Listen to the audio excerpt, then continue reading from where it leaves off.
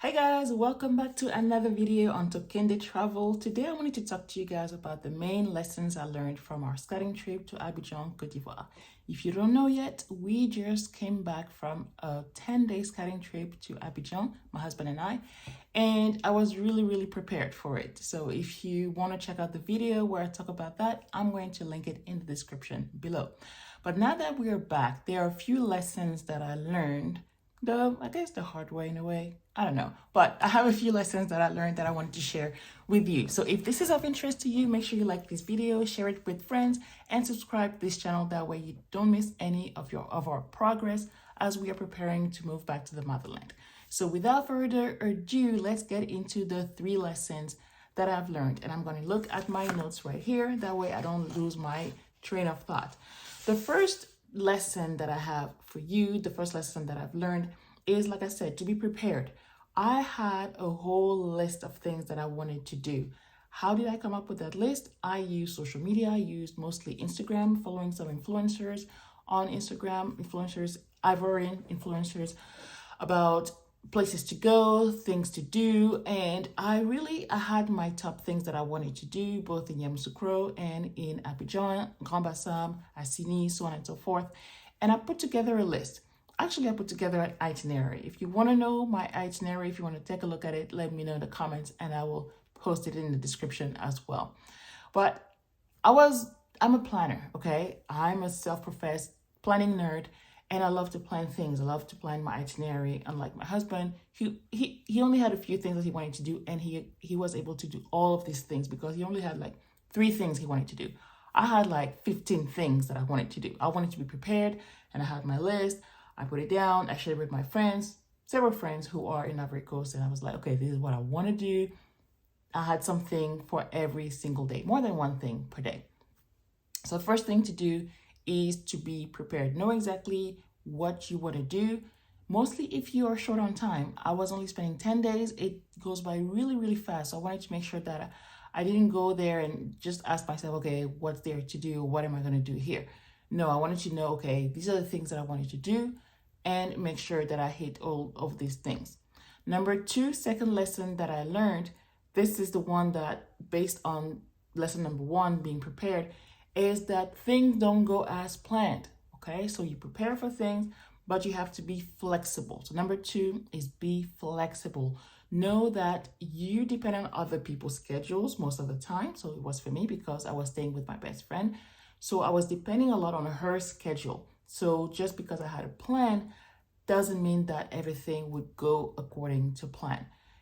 First example is that I didn't get a chance to go to Yamoussoukro. I really wanted to go. I mean, if you go to Côte d'Ivoire, you have to go to Yamoussoukro. You have to see the basilique. It is the biggest church in the world, and why wouldn't you go and see it? And I didn't get a chance to see it, to go to Yamoussoukro, which is not that far. I think it's like 3 to 4 hours from Abidjan.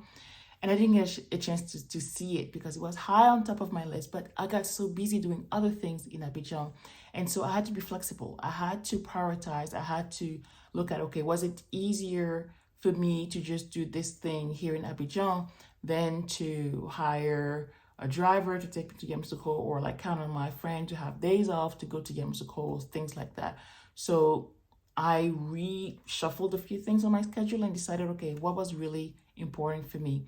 The things that I did were very important to me, and I'm so glad that I did. Like I said earlier, I had probably like 15 things that I wanted to do, and I probably did maybe half, but the things that I got to do were things that I wanted to do. So in the end, it worked out because I was able to be flexible, but because I was prepared and I had planned in advance, it wasn't like, oh, well, I can do that. Well, okay, I'm just going to sit and do nothing. No, I had alternatives because I had a plan. I had a lot of things that I wanted to do.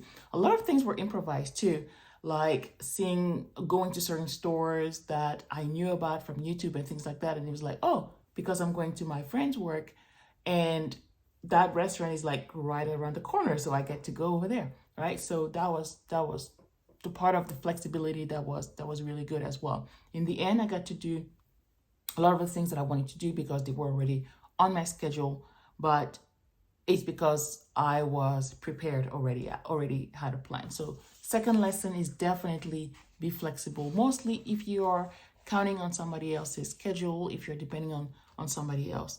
The first few days I was with my husband, so he got to do the things that he wanted to do, which were to chill at the beach, go to a go to a restaurant where there's a live band. So we got to do that on the third day. And then his third thing was, what was his third thing? I think it was about food. Either way, I'm going to link the video where I talk about all of the things that he's looking forward to doing on our scouting trip. I'm going to put it in the description. That way you're going to go more into what he wanted to do. And then another video where I'm talking about the things that I was looking forward to doing on that scouting trip. So number 1, being prepared.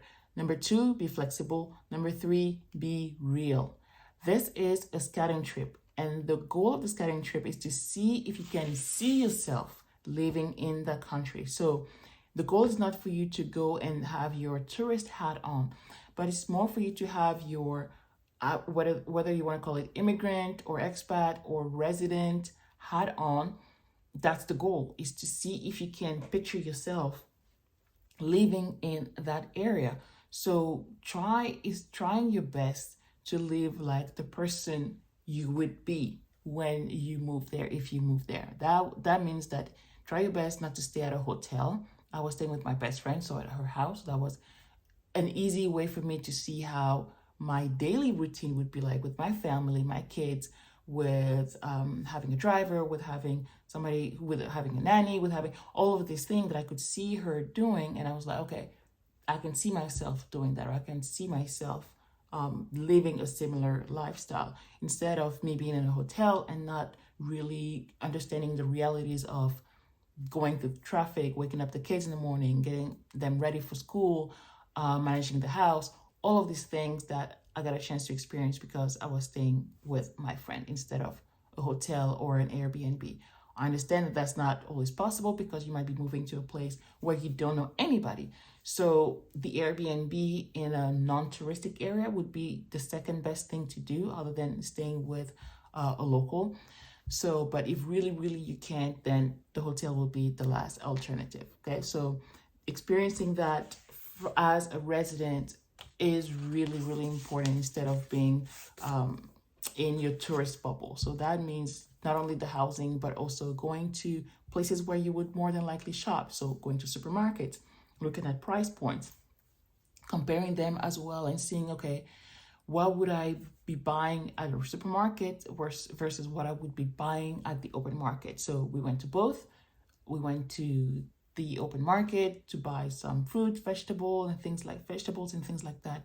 And we also went to the big chain supermarket and seeing the things that she bought there, and a few things that I bought there as well. And like charcuterie, I don't know how you say that in English, like ham and saucisson and all those things, right? Like I bought some of that at the supermarket because that's something that I would do, and I just wanted to buy some. And at the open market, we bought some mangoes, we bought some achike, we bought some things that you would buy like fresh and all of that, like fruits and vegetables. So experiencing that, being in the real of things, that's something that I would highly recommend you do as well. Asking the real questions. So not so much asking, let's say, the hotel staff about places to go, because they're more likely to recommend places where a lot of foreigners go to, a lot of, let's say, high-end restaurants and things like that.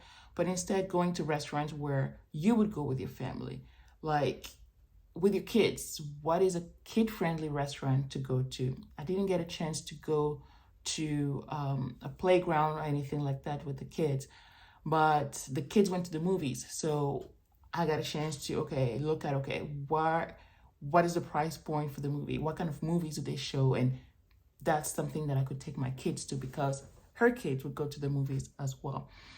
Same thing for schools, going to the school. I went to, I went to one of the American schools there. So I went there, I visited schools, spoke with the staff, with the director and all of that, to get a sense of, can I picture my kids being in this school, instead of just going online and watching YouTube videos about the school and hearing about the school, but instead going there and talking to the staff and interacting with them and seeing the other kids there. And, that makes it more real for you.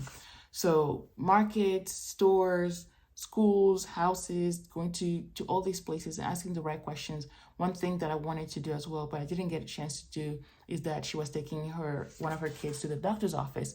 But so I was like, she's like, do you want to go? You want to stay home? I'm like, I want to go because I want to see how the process is like, how I can compare it to the process of going to the doctors here in the US.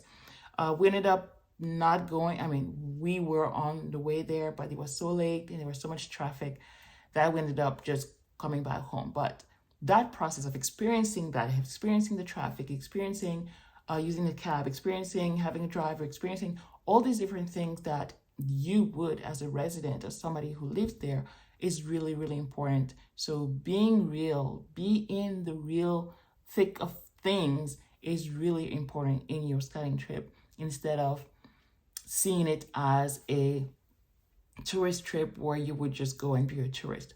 I had visited Abidjan 10 years ago when I went to my friend's wedding, and I was purely a tourist. I mean, not purely because I stayed at her house too, but it wasn't, the goal of the trip was more like to be there for the wedding and have some fun. I wasn't looking at it from the lens of, okay, can I move there? But for this trip, I was looking at everything through the lens of, okay, can I live here? Can I deal with this? Can I deal with that? Is this a place where I could take my family? Is this something that I can deal with? And all of that. So that's the third lesson, being real. And in that way, you can have a better scouting trip, relocation trip, however you want to call it. So let's summarize our 3 lessons that I wanted to share with you when it comes to your scouting trip. First lesson, be prepared. You don't have to do it all over you don't have to do a whole full itinerary like I did. Like I said, I'm a planner by nature, so I had activities for the whole 10 days that I was there. But be prepared, know what you want to do, the things that you really want to visit that are important for you. Number 2, be flexible, because not everything's going to go according to your plan. So have alternatives and prioritize the things that are really, really important to you. There was one day when I had 3 things that I wanted to do in a specific part. So I wanted to go to the plateau and visit the plateau, which is like the city center in a way, like it's where the old administration is. So I wanted to do a walking tour of the plateau. I wanted to visit the cathedral that's there downtown, and also go see the museum of civilization, right? So 3 things. They're like almost walking distance, but they're like in the same spot, same area of the city. And I was like, okay, I'll do that in one afternoon. I ended up just doing the museum because we got there and the tour guide, it was a very thorough tour. I expected it to be like a 30-minute in and out kind of thing, but it ended up being like more like a 2-hour visit. So I had to be flexible and not visit the cathedral and not visit the whole area of the plateau. Instead, what we did is that I decided to have lunch, grab a shawarma in the corner here in the plateau as well. So it was walking distance, still got to experience a little bit and see the kind of things that I could eat just by improvising and, having something to eat on the spot, right? So that was something to be done, something I had to do because I had to be flexible. And last but not least, be real, be in the moment, and try to look at things through the lens of a resident, through the lens of somebody who's moving there, not through the lens of somebody who's visiting or who's just there as a tourist. That is going to help you a lot. All right, if you have any questions about that, make sure you ask them in the comments and I'll come back and respond to you. In the meantime, make sure you like, share this video, and subscribe to the channel. That way you never miss any of my videos. And till next time, bye-bye.